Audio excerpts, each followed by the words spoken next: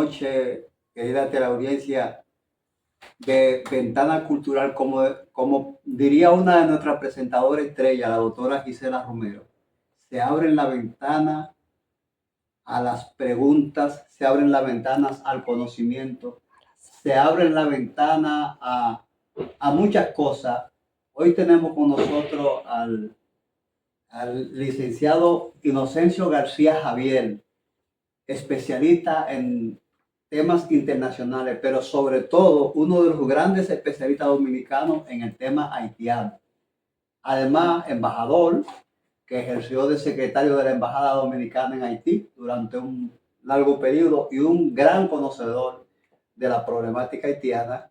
Y en ese sentido vamos a enfocar nuestro conversatorio sobre las relaciones dominico-haitianas y el impacto de esas relaciones en el momento actual, dada la crisis que está viviendo bueno, si podríamos llamar vecina nación, si podríamos llamar nación, ¿verdad? Nación. Pero nos gustaría que iniciáramos conversando un poco sobre las relaciones dominico-haitianas desde el inicio de la República. Nos hago una breve síntesis para ponernos en contexto y cómo se han ido desarrollando estas relaciones a través del tiempo. Bueno, yo de un tiempo a esta parte, precisamente tratando de profundizar en la conformación de esa formación social llamada Haití,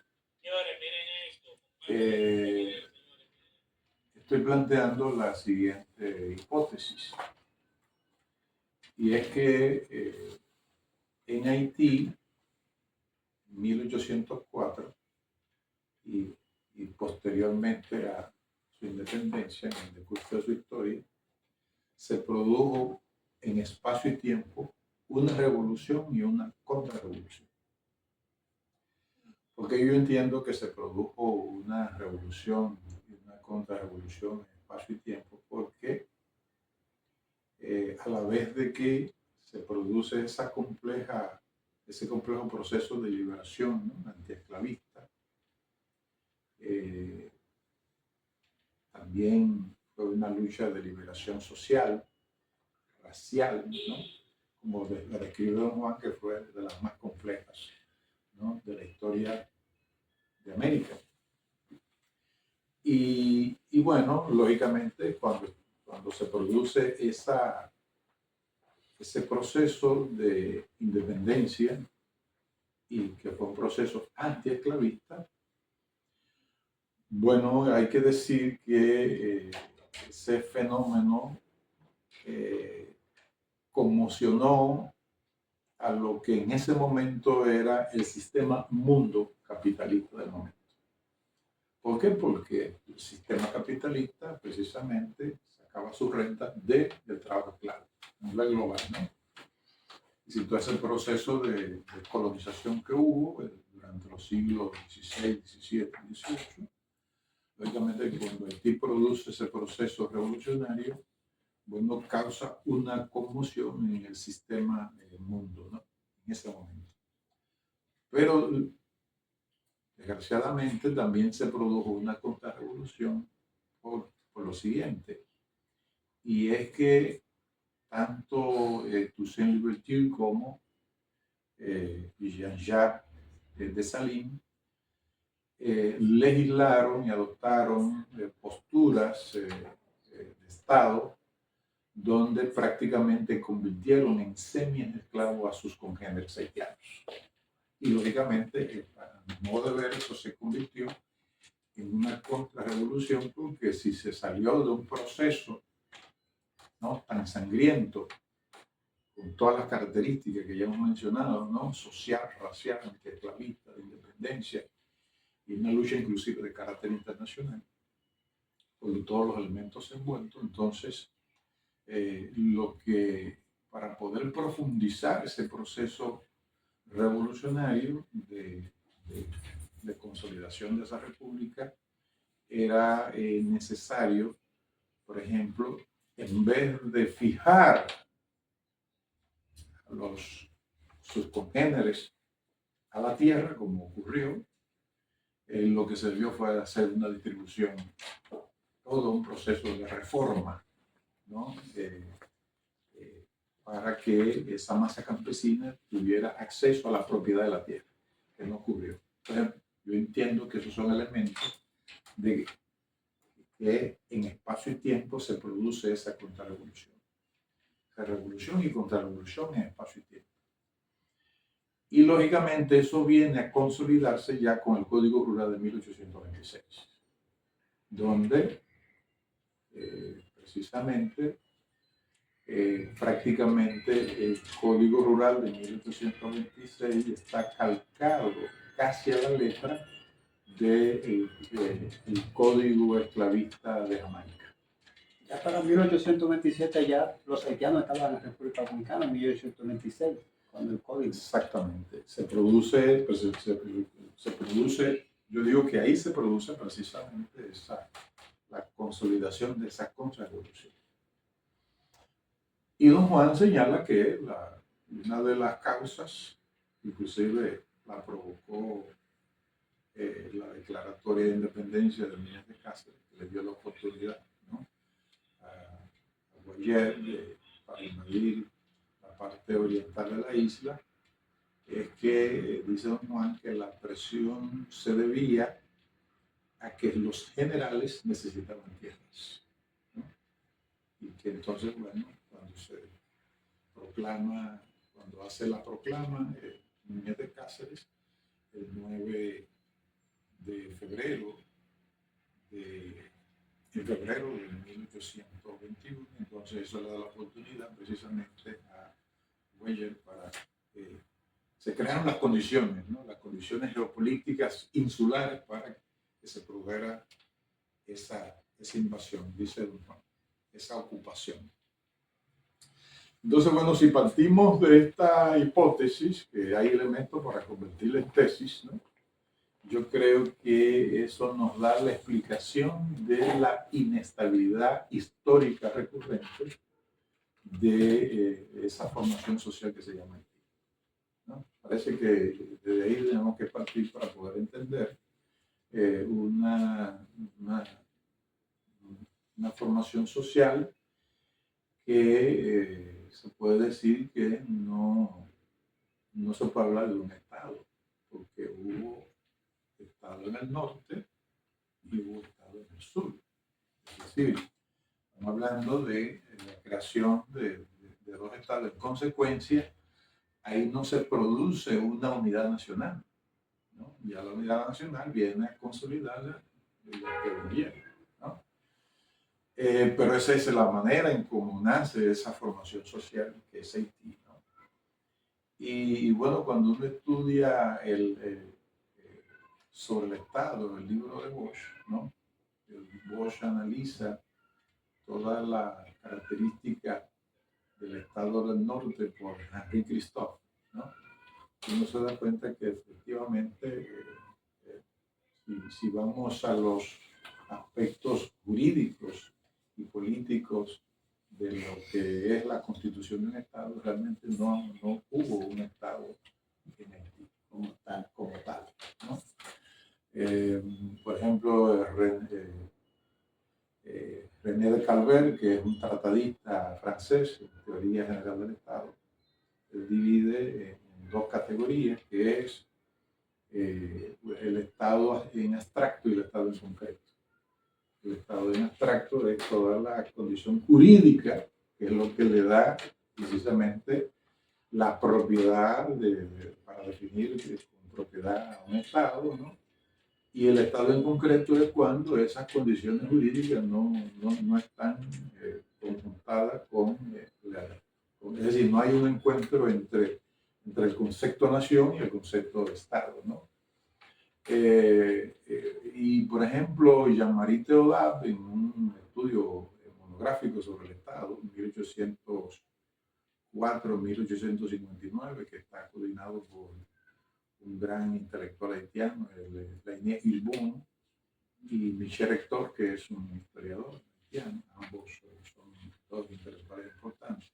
Son los coordinadores y ahí hay varios intelectuales, tanto haitianos como como extranjero, Jean-Marie Theodat, que es un doctor en geografía que está en París, haitiano, señala que la gran dificultad de Haití es que no hubo un encuentro entre el Estado y la nación, ¿no? Y entonces, al no haber un encuentro entre el Estado y la nación, entonces yo pudiese quizás tomar este argumento, esta tesis de Jean-Marie Theodat, precisamente para poder argumentar el primer planteamiento que acabo de hacer, que es el de que hubo una revolución y una contrarrevolución en tiempo y espacio, ¿no? Entonces me parece que ahí es que está el fondo de la inestabilidad crónica histórica para poder entender lo que está ocurriendo inclusive en este momento, ¿no? Bueno, la verdad, profesor Francisco Suazo, son tesis novedosas y que bien merecen estudios aparte, incluso mesas de trabajo para seguirlas. Don Juan plantea también en Bolívar y la guerra social que en América hubo dos guerras sociales, la de Venezuela y la de Haití.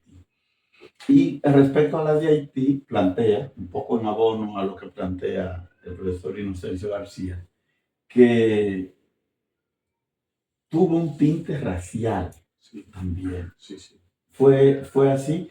Y si miramos la misma cuestión en la República Dominicana, pasa lo mismo aquí, la independencia dominicana, la situación actual de la República Dominicana, tiene tintes de racialidad, como pasó y pasa probablemente en Haití.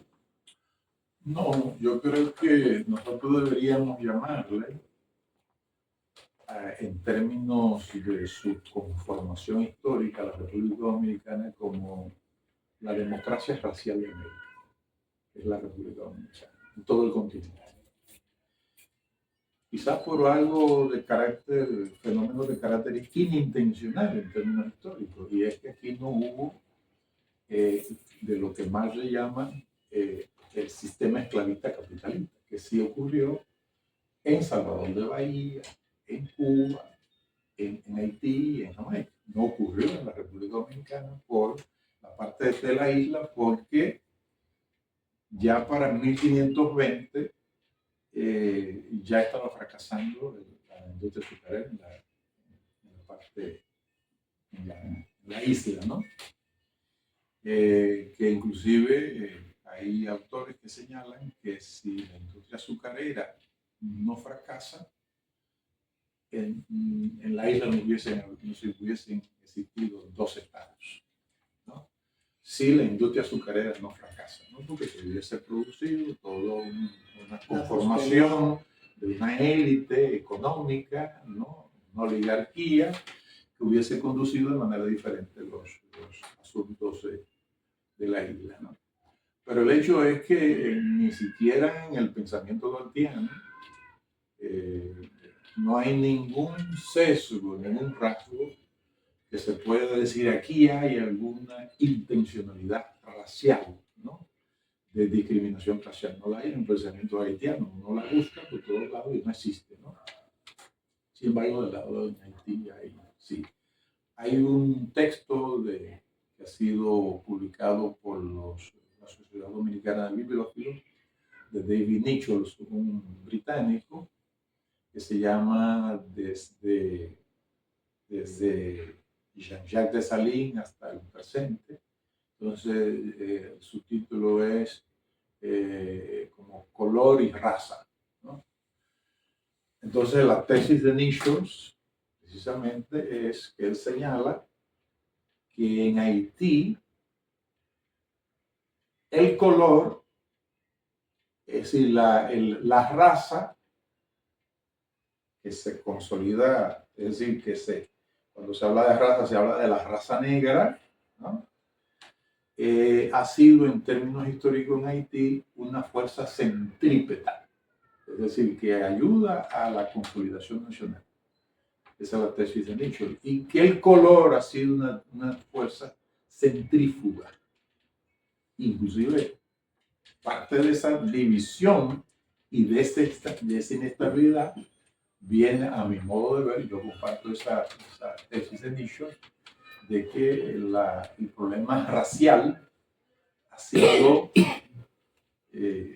vamos a llamarle de manera muy directa, ha sido la desgracia de esa nación, ¿no? De Haití. Porque efectivamente es que todo ese proceso del sistema de plantación se va produciendo todo un fenómeno de carácter antropológico que tiene que ver con la constitución de blancos, ¿no? Que se convierten en criollos, de los afranchí, que son los mulatos, y de la gran masa negra, ¿no? Entonces, toda esa violencia que nosotros sabemos que ocurrió en ese proceso de revolucionario que lleva a la independencia haitiana el 1 de enero de 1804, precisamente viene del peso que tiene lo racial en el proceso de constitución de la nación haitiana. Y entonces por eso se habla de un proceso de racialización de las relaciones sociales en Haití. Voy a contar una anécdota para que veamos qué fuerte es eso. Cuando yo en Haití, un amigo español, la embajada dominicana en Haití, en 98-2000, un amigo español vivía ahí vivía en el patio de una casa en Petionville, era una casita como de muñecas, ¿no? Y un patio con unos jardines hermosos. La dueña era una mulata, pelo rizo, como nosotros le llamamos, ¿no? Le llamamos el pelo bueno, como decimos los dominicanos. Y ese amigo español osó referirse a la población, al pueblo haitiano, como haitiano. Y él le dijo, usted está equivocado. Los haitianos somos nosotros. Ellos son africanos. Entonces, para que veamos lo profundo del proceso de racialización de las relaciones sociales en Haití. Y ese factor de carácter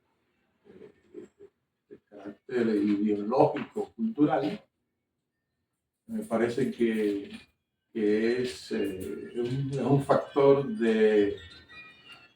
que impacta el tema de la estabilidad política, impacta precisamente en todo lo que tiene que ver en esas relaciones sociales del interior de la sociedad haitiana. Sí, en definitiva, el tema racial no solamente ocurrió en los principios del siglo XIX, sino que lamentablemente eso se traslada al presente. Inocencio, si dejamos correr el espacio de tiempo desde el 27 de febrero hasta todos los intentos después de ahí que hicieron los haitianos de mantenernos bajo su dominación, Al 56. llegamos al proceso restaurador y bueno, definitivamente se consolida el proyecto nacional de la República Dominicana como nación. Hemos tenido siempre, habíamos tenido, yo diría que hasta 1829, con diferendos fronterizos. Me parece que a partir del Tratado de 1929 que se establecen ya los límites definitivos, donde incluso República Dominicana tuvo que ceder territorio como San Miguel de la Atalaya, Juana Méndez, Hincha, que es el pueblo nació Pedro Santana, pasaron a ser pueblo de la parte haitiana. Así es.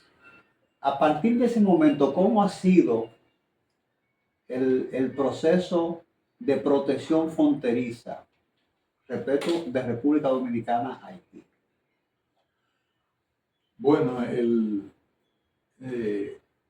las negociaciones para la delimitación fronteriza empiezan en 1929, pero los haitianos, nosotros todavía no hemos aprendido a negociar a partir de la conducta negociadora haitiana, ¿no? En 1929 todavía no se llega a un acuerdo definitivo, ¿no? Entre Bono y Horacio Vázquez. Porque se quedan 5 dificultades que llegan luego esas dificultades hacia 1936, que es cuando ya, ¿no? Entre comillas, porque resulta que todavía hasta 1947 había problemas. O sea, que eso no termina. Formalmente termina en el 36 del siglo XX, pero todavía seguimos se arrastra hasta el 47. Entonces, bueno, sí, nosotros perdimos alrededor de, en esa negociación del 36, en las 5 dificultades, alrededor de 6 kilómetros de territorio, ¿no? En el caso de India, bueno, fue una ocupación por parte de Toussaint Louverture, desconociendo el Tratado de Basilea, y fue una ocupación más militar de Louverture. Que por cierto es la tierra natal de Pedro Santana. De Pedro Santana, que nació en Incha. Entonces, pero resulta que para 1777, que dicho sea de paso, los únicos 2 países que tienen el mapa original es República Dominicana y Francia. Y ese mapa está en la Cancillería, ¿no? En la meditación de 1777, ¿no? El Tratado de Aranjuez. Bueno, pues el hecho es que para ese momento el tilo que tenía era 15.000 kilómetros cuadrados, ¿no? Y ahora tiene 27.750. Entonces dice, por ejemplo, el experto caribeñista Anthony Mango, en un libro sobre las relaciones asimétricas entre Estados Unidos y el Caribe, haciendo alusión al estilo de negociación de los haitianos, que Duvalier decía, los norteamericanos no saben que nosotros controlamos el tiempo, porque ellos se exasperan y nosotros no tenemos prisa, ¿no? Entonces es un elemento de carácter cultural que hay que aprender en materia de las negociaciones diplomáticas entre República Dominicana y Haití. Yo lo aprendí allá en la Embajada Dominicana en Haití, ¿no? De que eso es así, ¿no? Entonces, bueno, ha habido un cambio muy profundo en materia de fronteriza, porque estamos hablando de 2, es decir, de 2 contextos completamente distintos. No es lo mismo la zona fronteriza en la guerra de Trujillo, que sí había un verdadero control por razones, ¿no? De este lado había dictadura y de este lado había dictadura. Pero luego ya cuando se produce el proceso de que lo que le llaman la transición democrática en la República Dominicana a partir de 1978, con la ascensión de don Antonio Guzmán, que yo le llamo, permítame esta digresión, yo le llamo la transición democrática institucional, porque la primera transición democrática la hizo Bosch en el 61-63, porque Bosch incorpora a las masas, ¿no?, a la actividad política, ¿no? Si lo saca del oscurantismo de la era de Trujillo y incorpora al pueblo dominicano a la actividad política, y esa es la verdadera transición democrática popular en la República Dominicana, que es la que Bosch produce, ¿no? Provoca con su praxis política y sus discursos, ¿no?, y su gran inteligencia estratégica, como tenía Guzmán, ¿no? Bueno, pero el hecho es que cuando se produce esa transición institucional hacia la democracia, con don Antonio Guzmán, todavía de aquel lado queda la dictadura de Baby Doc, ¿no? Del hijo.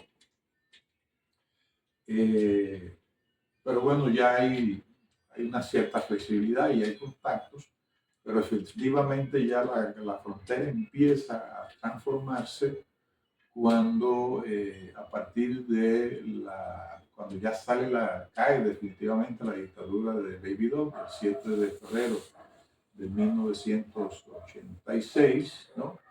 Y luego entonces se produce un proceso muy participativo y además con mucha participación de la intelectualidad haitiana, de la diáspora, que es la Constitución del 29 de marzo de 1987. Entonces, a partir de ahí se produce un cambio acá, en la industria azucarera, por el hecho de que todo lo que eran la contratación por contingentes, para traer aceros a la industria azucarera, ese proceso por contratación por contingentes se rompe ya en el bienio 82-83 en el gobierno de Salvador Blanco. Entonces ya es la contratación individual, porque las sociedades se democratizan, ¿no? Hay una impronta de la política de derechos humanos previo de Carter, que acaba de hacer con un siglo de existencia, y entonces, bueno, ya empieza todo un proceso de movilidad y se incrementa lógicamente las relaciones comerciales. Entonces nosotros en democracia hemos tenido la inobservancia, el Estado Nacional ha tenido la inobservancia de no ir adecuando en materia de ordenamiento territorial en función de esos cambios de carácter demográfico, de carácter comercial, de carácter económico y financiero que se van dando a la frontera. Y entonces, bueno, ya lo que ha ocurrido es que hay un proceso de décadas, un proceso de apropiación territorial de lo privado en detrimento del control de lo público, del Estado, ¿no? Como tal, para controlar ese territorio, al grado de que en la zona fronteriza actualmente hay una presencia haitiana de mucho peso, no solamente de personas de escasos recursos, de gente carenciada, sino inclusive de comerciantes, que tienen inclusive hasta grandes residencias, fundamentalmente en Dajabón, ¿no? Y a eso nosotros no, el Estado Nacional no le ha prestado la atención debida y lógicamente que eso va a implicar, de no ponérsele atención, va a implicar en el futuro la creación de situaciones de carácter territorial que nos va a complicar a nosotros la vida en materia de precisamente de control, porque ¿qué es lo que hace el territorio? Lo que hace el territorio es la población, ¿no? Entonces tenemos eso como desafío y repito, la frontera, tanto en términos de la dimensión ambiental, la dimensión territorial, la dimensión económica, la dimensión de seguridad, se está totalmente transformada. Y yo creo que, bueno, es una gran oportunidad, hermano Frank, asistir a una conversación con una persona tan ducha, tan bien dotada como Inocencio García, que aparentemente está hablando de historia, pero realmente está hablando del presente y muy particularmente de las perspectivas preocupantes para el porvenir de la nación, porque hay Hay ejemplos, hay referentes históricos. El caso de Alsacia-Lorena, por ejemplo, Así es. entre Francia y Alemania. El caso de Kosovo y los albaneses. O sea, Ese kosovares. claro. Entonces, el Estado dominicano parecería como que no tiene lo que llaman un think tank, un conjunto de intelectuales que estén pensando la problemática dominico-haitiana. O es, don Inocencio, que no hay una problemática dominico-haitiana, porque a veces la prensa, los comentaristas, nos quieren hacer ver como que esos son supercherías, que no hay que preocuparse, que no existe una problemática dominico-haitiana y que lo que hay es como una suerte de vocinglería de racistas que se creen blancos, que se creen hispánicos. Entonces, la clase política dominicana, a su juicio, es consciente de los peligros que se ciernen sobre el porvenir de la República Dominicana. Y cuando hablo de República Dominicana, lo digo en el mismo sentido que usted lo ha enfocado, como Estado, como nación, como territorio, como seguridad. Si, por ejemplo, Haití no, la constitución haitiana prohíbe vender tierra a extranjeros en la frontera. Está prohibido. Nosotros hemos permitido de que extranjeros se asienten en la frontera e inclusive yo diría hasta de manera ilegal. Sí. ¿No? Sí, porque entiendo que toda esa gente, porque inclusive gente con dinero, que inclusive puede ser dinero mal habido, está comprando casas, dando cuánto tú quieres que te la compren. No se sabe inclusive de qué procedencia es ese dinero, ¿no? Y nosotros estamos como que no estuviese ocurriendo. ¿Qué es lo que procede? Porque lógicamente aquí hay a nivel de el corpus intelectual dominicano, hay una gran división. Bueno, que ustedes conversaban hace un rato con respecto al tema sobre la independencia dominicana y Duarte, ¿no? Es decir, hay una gran división porque se entiende que ya lo nacional no tiene la connotación y el valor que ha tenido desde el siglo XIX hacia acá. Sigue teniendo el mismo valor, ¿no? Yo creo que inclusive ahora, cuando uno ve los acontecimientos internacionales en materia geopolítica, uno se da cuenta que sí que la nación está relacionado con la cultura, ¿no? Tiene un peso enorme en las relaciones internacionales. Mucho más razón ahora. Eso se está expresando, ¿no? Uno lo ve en Europa occidental, lo ve en Europa oriental, ¿no? De que efectivamente hay toda un resurgir de las manifestaciones que ahora se le llaman dique de derecha.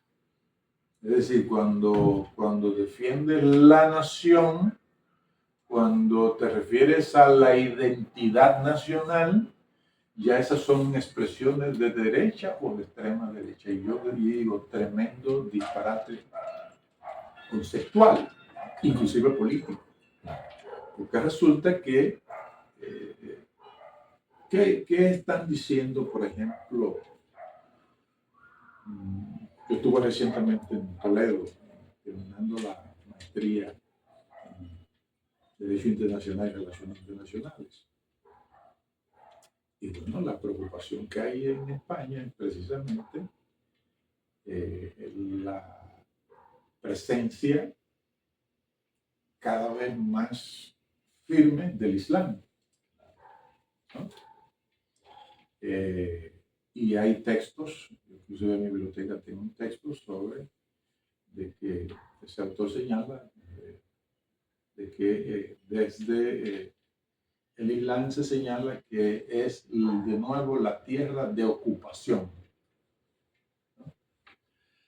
Entonces, bueno, en el caso dominicano, el grave problema nuestro, mi querido profesor Albelo, es la falta de institucionalidad. Y que de un tiempo a esta parte hemos perdido el foco, a mi modo de ver, ¿no? Humilde lo digo, hemos perdido el foco de que, a pesar de que efectivamente, porque existe, es como cuando Fidel Castro dijo que negar la globalización es como decir, como negar la teoría de la relatividad, ¿no? La ley de la gravedad, ¿no? Que eso no se puede negar. Pero ese es un fenómeno que efectivamente es un fenómeno global, mundial. Las conexiones que han permitido las grandes tecnologías, ¿no? La tecnología de la información y la comunicación, todo el proceso de comunicación intercultural que ahora hay que facilitar precisamente por el tema de las redes sociales, en fin, ¿no? Pero lo nacional no ha desaparecido, ahí está ahí. Entonces, parece que es parte de la agenda que tenemos que prestarle atención en la República Dominicana. Y yo diría que si nosotros no, porque es lo que estoy viendo, porque yo conozco la frontera de Cabo Rabo, porque estaba como embajador encargado de la División de Relaciones con Haití de la Cancillería, en 2004-2007, la caminé inclusive hasta en Mulo, en la montaña, viendo todos los bordes fronterizos. Entonces, bueno, si parece que la política, los políticos, el Estado nacional, tiene que prestar atención a lo que está ocurriendo en la frontera en este momento, porque hay un proceso en evolución que cada vez se consolida, ¿no? Y dicen los expertos que hay una relación entre demografía y cultura y política. Por ejemplo, dice Tim Marshall en su libro La trampa de la geografía, que si usted va a la Siberia, ¿no? A ese extremo oriental de Rusia, usted no ve ruso, sino que ve chino solamente, ¿no? Restaurante chino. ¿Qué va a ocurrir? Es decir, ¿qué es lo que se va a expresar ahí? Porque ya hay una densidad demográfica. Bueno, ahí va a haber luego una expresión de carácter cultural y esa expresión de carácter cultural se transforma en poder político. Eso mismo puede pasar en la frontera nuestra, en la ocupación territorial de los vecinos de este lado de la frontera, pero que no solamente, repito, no solamente es de personas carenciadas, sino de gente ya con poder económico, y no sé qué es lo que ocurre con nosotros, que no reaccionamos ante. Yo pienso que debe haber reciprocidad, porque si los cristianos de su constitución señalan que no aceptan propiedad extranjera en la frontera, eso viene desde su fundación, la mantienen hasta el momento. Entonces nosotros lógicamente que no deberíamos permitir tampoco eso. Inocencio, en el 2010 los dominicanos nos vimos una gran constitución. Y esa constitución del 2010 manda a elaborar una legislación especial para evitar la adquisición de tierras fronterizas por parte de extranjeros. De hecho, el magistrado Milton Rey Guevara, antes de dejar la presidencia del Tribunal Constitucional Dominicano, hizo un llamado al Congreso donde decía que era necesario con carácter de urgencia que se cumpliera ese mandato de la Constitución y que se elabore esa legislación para proteger la tierra fronteriza, para evitar que esa tierra fronteriza caiga en manos de extranjeros, quizás con fines ajenos incluso a la nación. ¿Cuál es su consideración al respecto? Es y le agrego, es que hay algún plan, porque no he visto que ninguna bancada de las que tienen representación legislativa en el Congreso, ni la Fuerza del Pueblo, ni el PRM, ni el Partido Reformista, ni el PRD, a ninguno se le ha ocurrido elaborar una iniciativa de ley tendente a honrar esa parte de la Constitución. Bueno, es que no sé, yo estoy estudiando mucho y reflexionando mucho en esta etapa porque lo observé en Europa. Hay una especie como a nivel popular, a nivel de las sociedades, hay una especie como de hipnosis, son población que están como hipnotizadas, ¿no? Porque Europa va en un proceso de decadencia acelerada, ¿no? Porque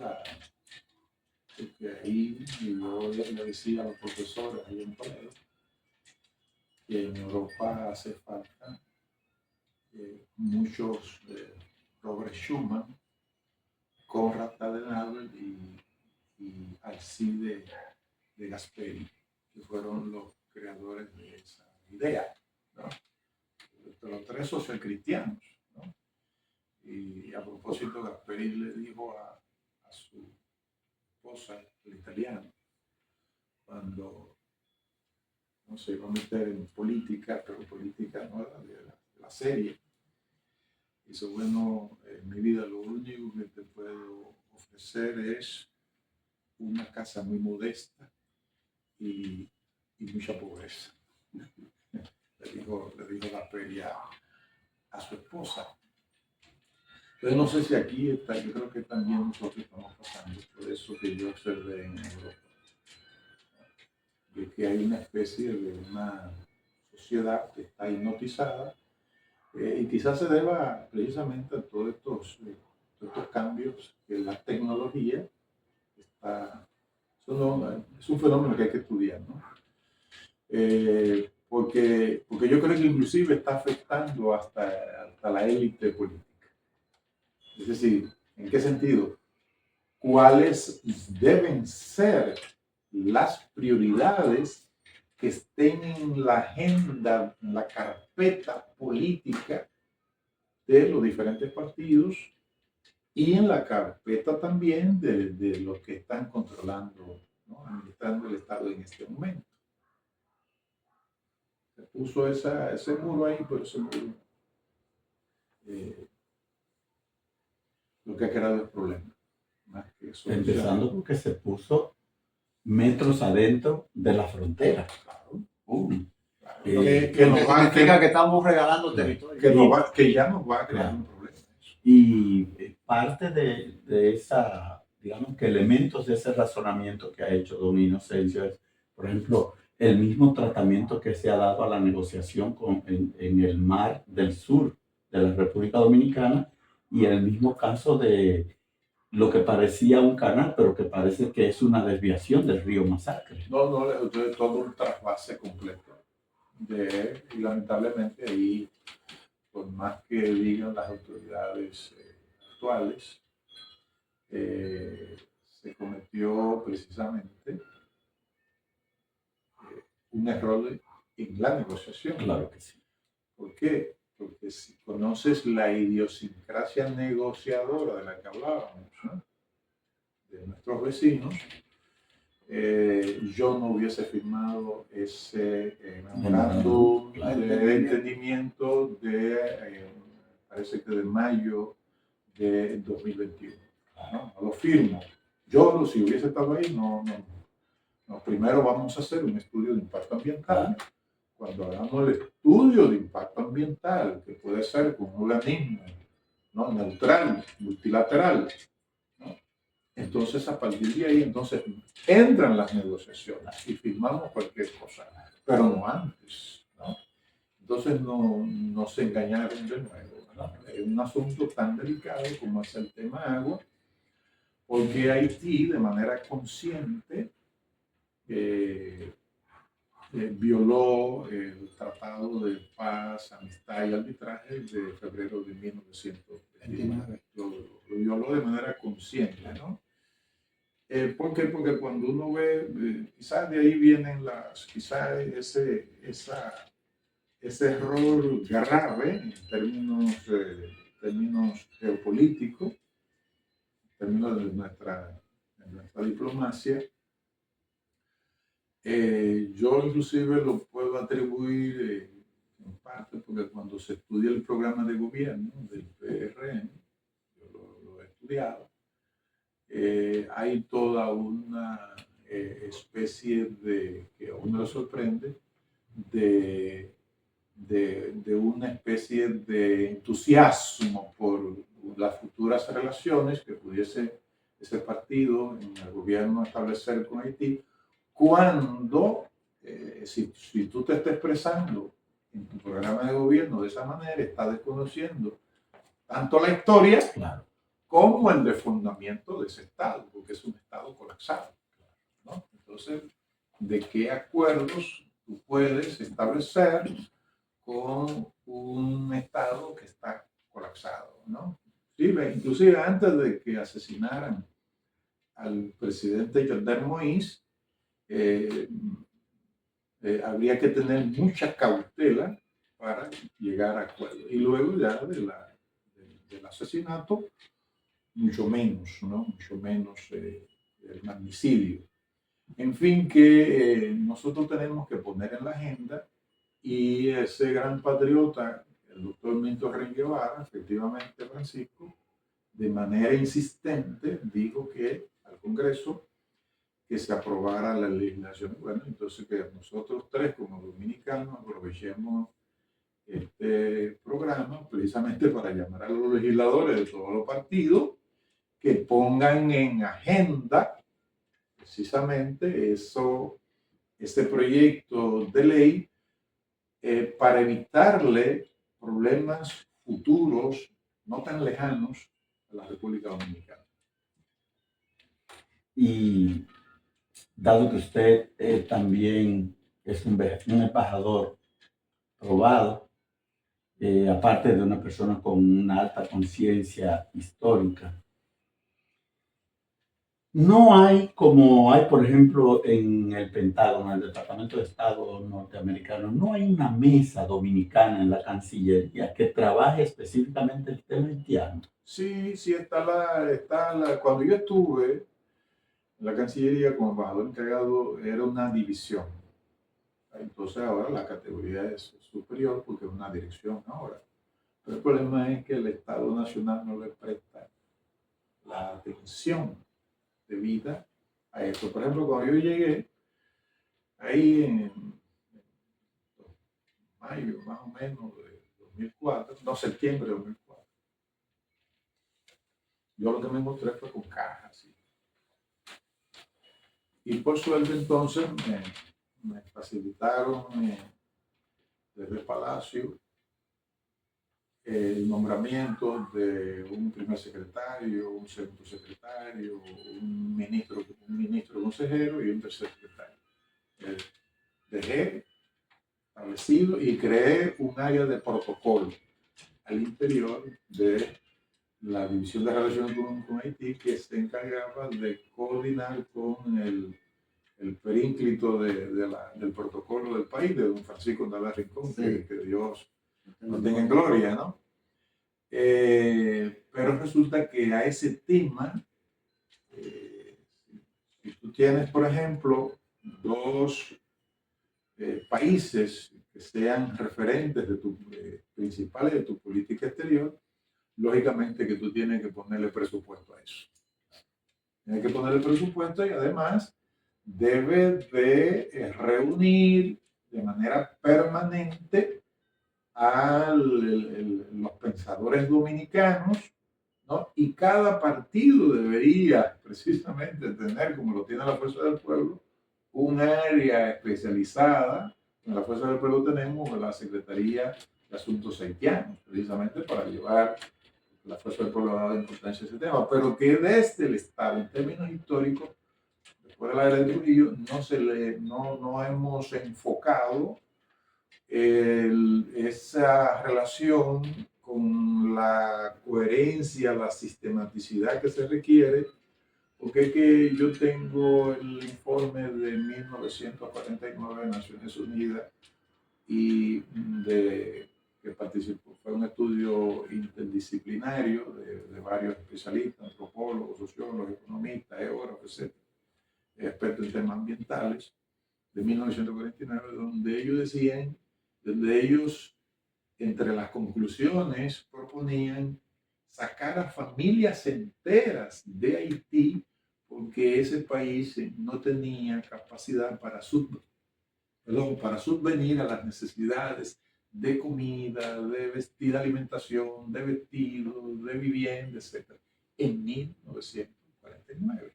Ya solo ese dato es para que un Estado, ¿no?, diga, pero espérate, nosotros debemos una política permanente y estratégica, ¿no?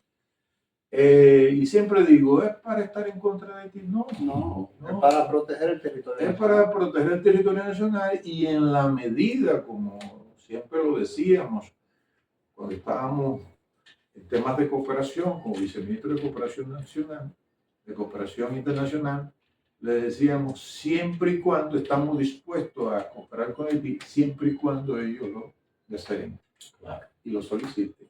Si no lo solicitan y no lo quieren, entonces no podemos tener cooperación. Es porque no lo necesitan. Es porque no, sí. Lo necesitan, pero no lo quieren de República Dominicana. Y hay datos, por ejemplo, durante la denominada pandemia, el Estado Dominicano le ofreció en más de una ocasión vacunas y no la aceptaron. Alejandro, en 1998 estuvimos Gisela y yo en Haití por invitación del embajador Inocencio. Y ahí fue que yo me di cuenta realmente de lo preocupante que es la situación haitiana para la República Dominicana.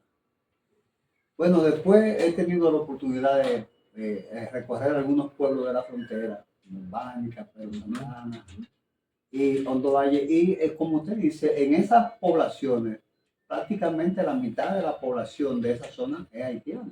Sí. Entonces, eso, y traigo todo esto a colación para caer en la sentencia 168.3 del Tribunal Constitucional. Y quisiera escuchar sus consideraciones sobre el impacto de esta sentencia y si el Estado, a partir de ahí, se ha preocupado por establecer una verdadera política de protección fronteriza. Bueno, esa sentencia lo que hizo de manera responsable en la presidencia de ese gran constitucionalista que es el doctor Víctor Rey Guevara, lo que hizo fue un acto de responsabilidad histórica. ¿Por qué? Porque es que desde la Constitución de 1929 el concepto de no nacionalidad a los que están en tránsito y a los ilegales viene desde 1929. Es decir, esa doctrina viene desde esta lejana época. Lo que hizo el Tribunal Constitucional con la 168-13 fue precisamente de manera responsable decirle a los tomadores de decisión hay que poner la casa en orden. Eso es el espíritu de la resolución 168-13. Entonces el gobierno, lamentablemente, el gobierno del presidente Danilo Medina, presionado por los organismos internacionales, al grado de que la Comisión Interamericana de Derechos Humanos recomendó, ahí está el texto, que nosotros cambiáramos la Constitución para dar la nacionalidad a los entonces, bueno, recuerdo el presidente Fernández en mayo del 2014, en una conferencia magistral allá en La OEA, dijo que precisamente en ese momento que la Corte Interamericana de Derechos Humanos se extralimitó Claro. en sus facultades, que no le correspondía solicitarle eso a ningún Estado. Bueno, el hecho es que con esa presión, entonces sacamos la ley 169-14 del gobierno del presidente Danilo Medina, pero la bien recordada, y que Dios la tenga en gloria, la doctora Aguiar, ¿no? Cristina Aguiar, señaló en una ocasión que yo le estaba entrevistando que esa ley era una ley constitucional. Y ella explicó por el hecho de que esa ley contravenía precisamente toda la constitucionalidad, los preceptos constitucionales que venían de 1929, ¿no? Es decir, nosotros tenemos un grave problema de carácter geopolítico, ahora mucho más con el desfondamiento del Estado y la fractura de la nación, ¿no? Del tejido social, que no ocurre ahora, solamente ahora es dramático.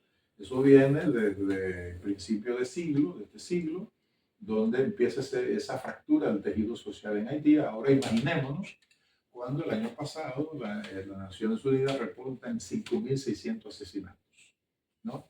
El 87% de la población de Puerto Príncipe se ha abandonado sus casas y hay 1.041.000 personas desplazadas, ¿no?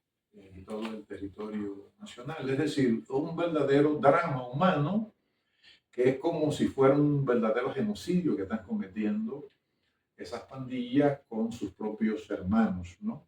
Que son toda esa población. Y en ese 1.041.000, la mitad son niños.